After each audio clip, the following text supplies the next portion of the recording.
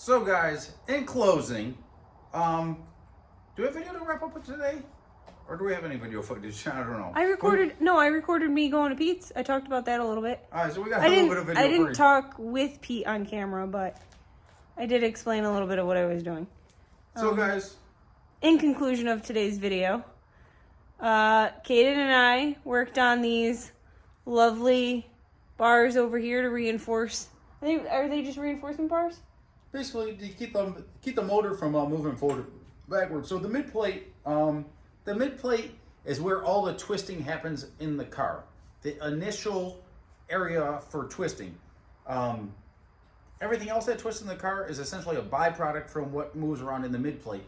Well, I went and we put the tubing in here, to support the mid plate.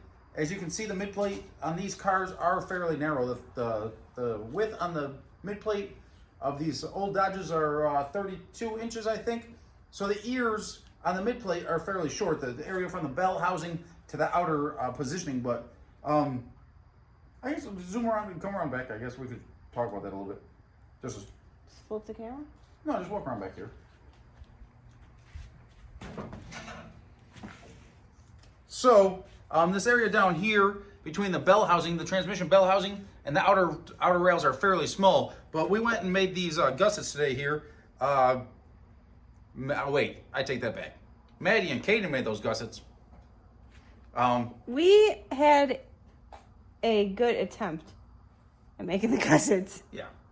We got pretty close, but some of these so that's like, where the way the bar has to be cut.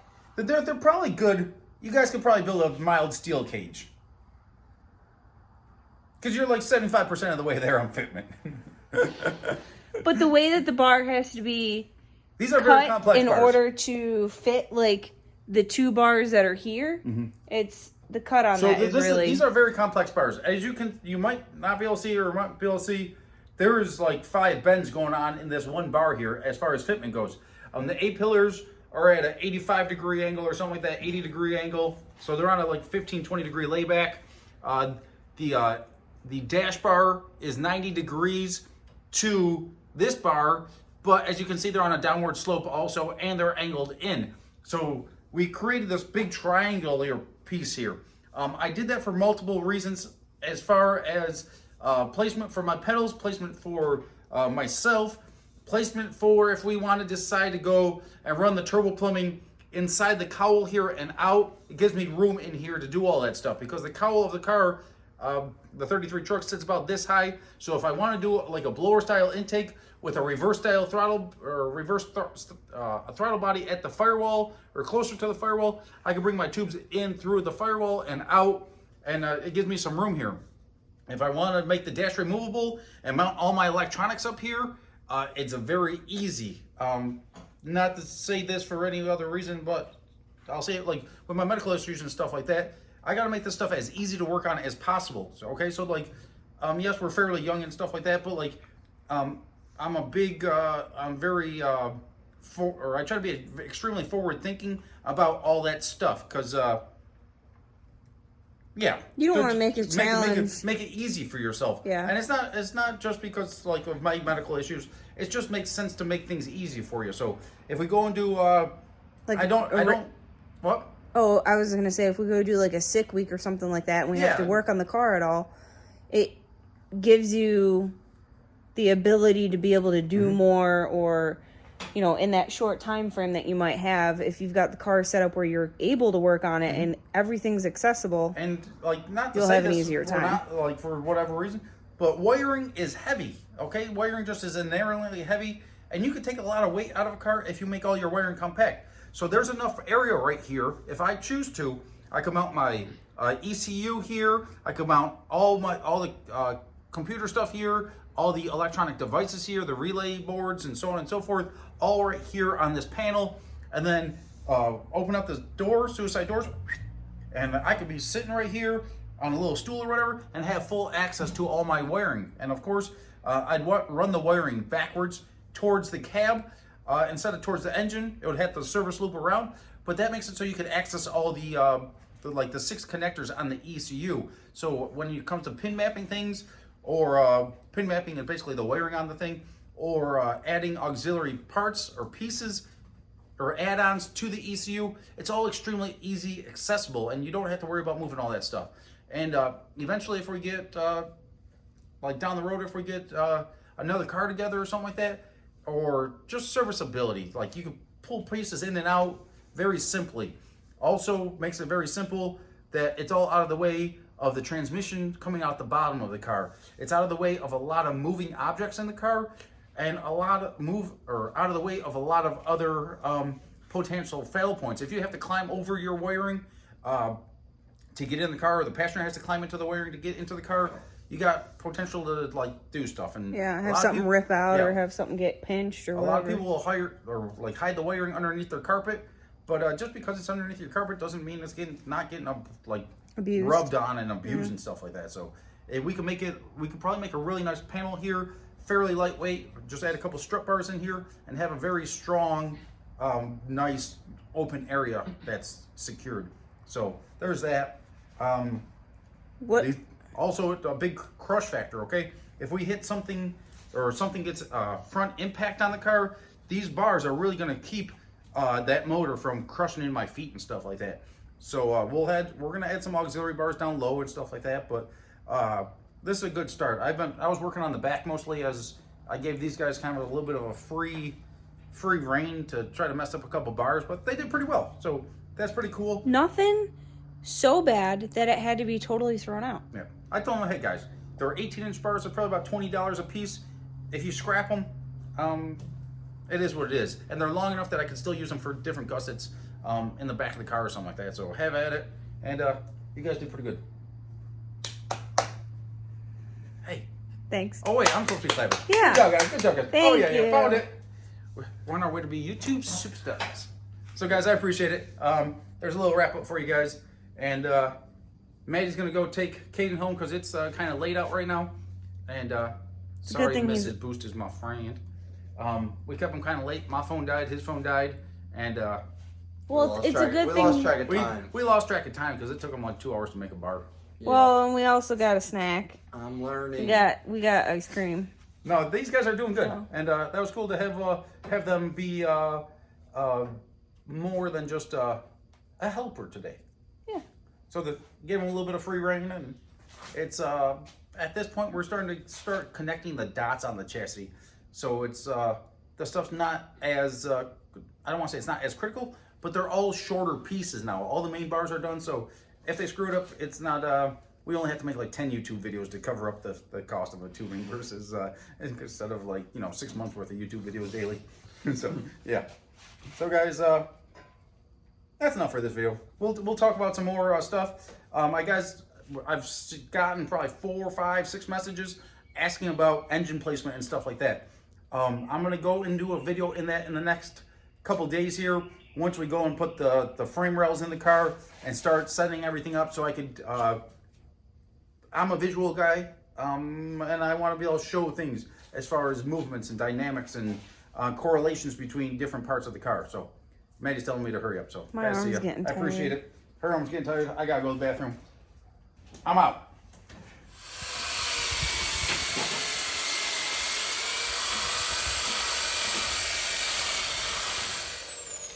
That's good. Oh, we got cut. All right.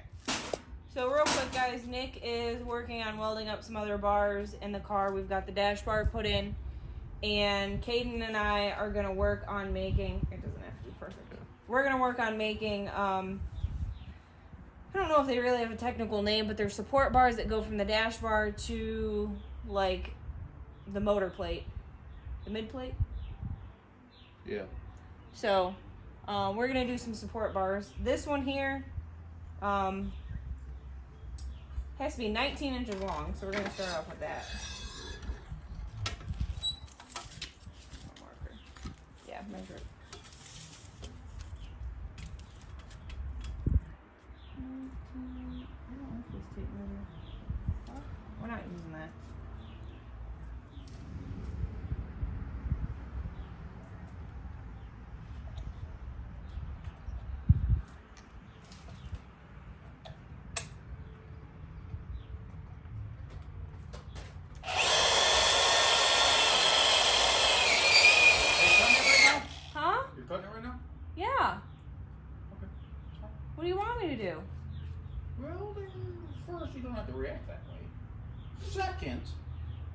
come here and figure out your profile before you cut it. I don't know what that means. You gotta figure out what angle it needs to be cut on, right? It has to be bent? Not bent, but like, you know, what angle it needs to be cut on. That's okay. You've had me do it like this before. Because you were taking baby steps back then. Now you're a full grown adult. Now you're a lady gangster. Y'all just keep doing your thing. Yeah, I think that's a good idea.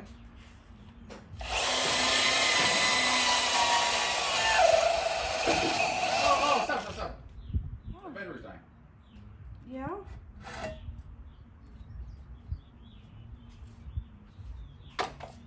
You hear it chattering?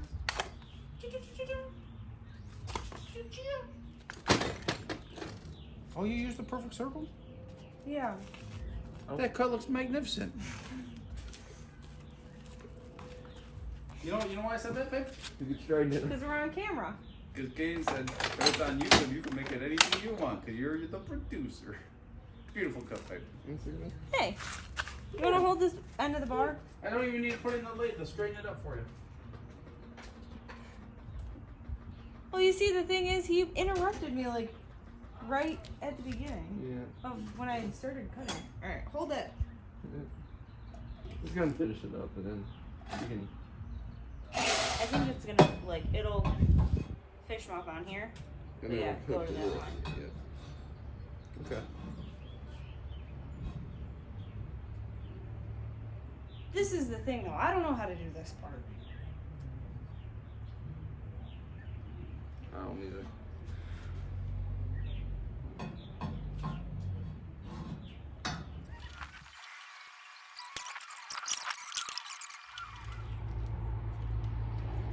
Alright.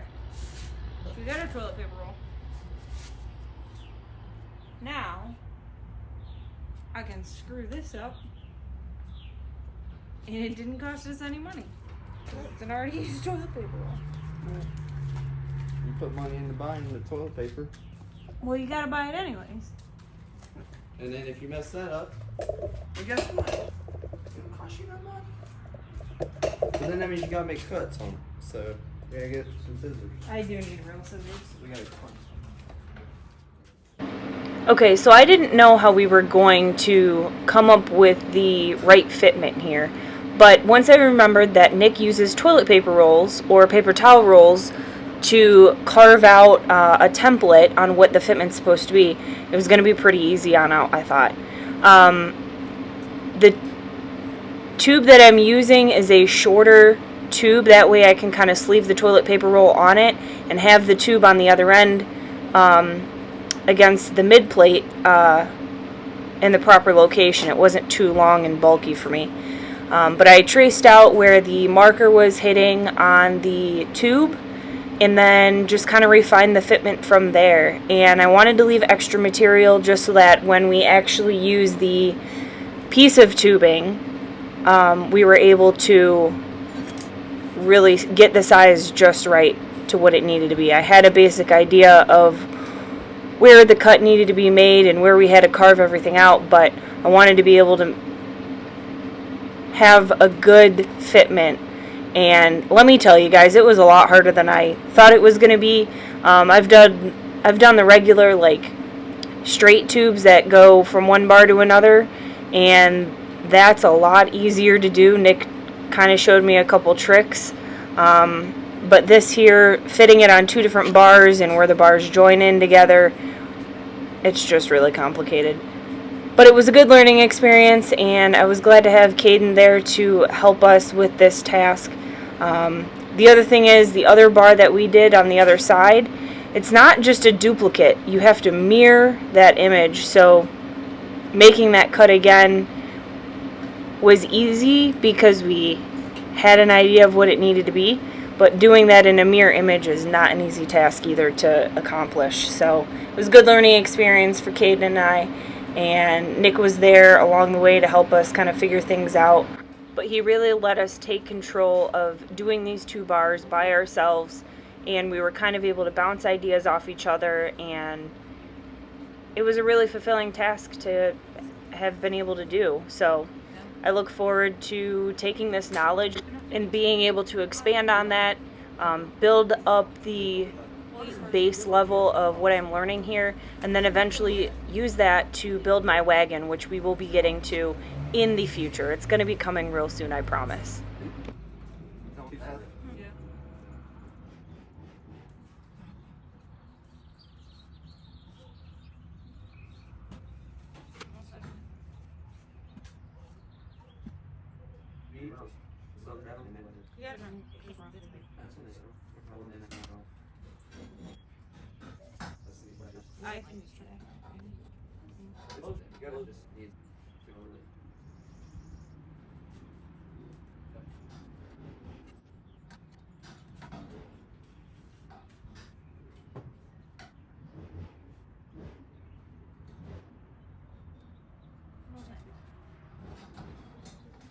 All right, Caden's gonna cut the second piece here. Go ahead, let's see what you got. Wait.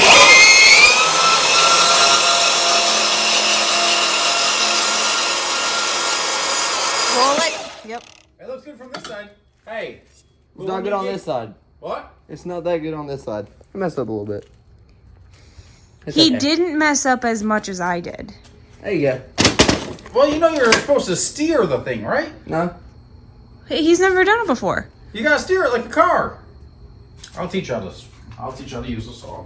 He's never taught me before. So since we're not sponsored by Milwaukee, okay? That's not bad. Look at it. No. That's probably the saw, okay? Since we're not sponsored by Milwaukee, They need to teach me. we could do an honest product review. I love this thing, okay? It don't cut straight for shit. All right? You cut this thing straight, it's gonna cut crooked every time. So you gotta steer the thing, right? So with this, if you hold this guide rail perfectly flat on here, it's gonna cut crooked every time. It just is. Okay? But the battery has to be level. If you're cutting a straight line, straight up and down, the battery's gotta be level. There's no real good way to hold on to the thing, so I hold it like this. If you're following on YouTube, don't listen to me, okay? But I hold it like this because You keep your fingers out the of the way. thing 'cause is that fully spins. encompassed, right? It's behind it. Spinning. It don't matter. So you go in here and you steer it. But you gotta watch the blade, okay? You're not watching the saw, you're watching what the blade's doing, because the blade's what's cutting, the saw's not cutting. Right? So if you need to steer it, you could put more pressure up on this one and let pressure down here if you want to steer it like this way or that way. Alright? So if I'm cutting an angle and I want to bring this end on lower, I lift up on here a little bit, take some pressure off of here, and I steer it here. See how I started cutting crooked that way? Yep. That's because I lifted up here and put pressure here. Now if I want to steer it the other way. See how now it's cutting that way? Pretty cool. Yeah. Now if I want to cut more straight.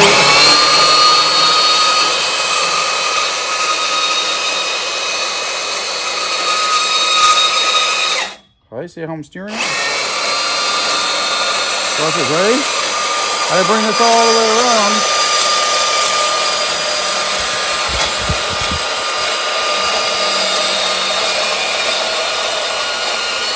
Now you're just cutting a spiral.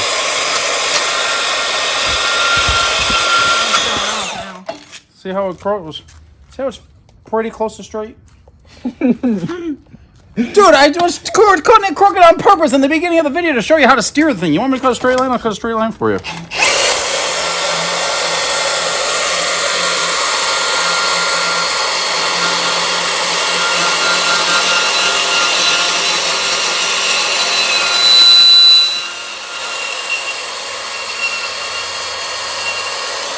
Let's see how perfect that straight line is. Go put your perfect circle on it and tell me it's off. It's off. You're full of crap. That is off. You about like 30 seconds of an inch. Better than what I did. I'll tell you that. Let's see. You know, you never gave me a lesson on how to use that thing. You said pull the trigger. Pull the trigger. Because you're an adult and you got a mind. So? And you can make inferences and you can watch what it's doing and you adjust to it. Yeah, now you're way off. You're full of crap. No, you're actually close. Yeah, I know I'm pretty close. I didn't have a guide rail. I had to go off of your crooked Yeah, no, it's pretty close. Like, all the way around it. It's not good enough. It's not good enough, though. Okay, You're then I supposed to be professional. Do you want me to go? Oh, professional. I'm a YouTube superstar. We don't have to be professionals. Maybe at least you admit it. When we turn off the cameras, I But bring look at my- that. That's all right for a first time. Look. It did turn out really good. Wait. Freaking great. Wait. You're a dick. That looks good. What'd you just do? What'd your first time look like? My first time? Yep. Honestly, we got a Jewish temple underneath the pine tree.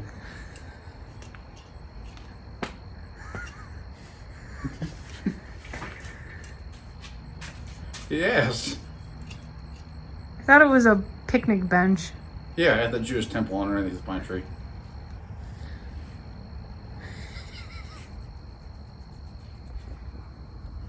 Just minding his own business.